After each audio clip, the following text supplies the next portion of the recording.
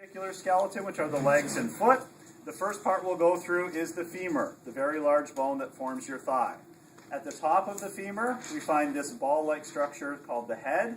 If you look in the head, you'll see there's an indent in the head, a fairly significant indent, and that indent is called the fovea capitis. The head connects to the neck, this skinny region that comes off an angle here, eventually leading to the body or shaft, which is the full length of the bone. Where the head meets, or where the neck meets the body or shaft, we have a few conspicuous structures.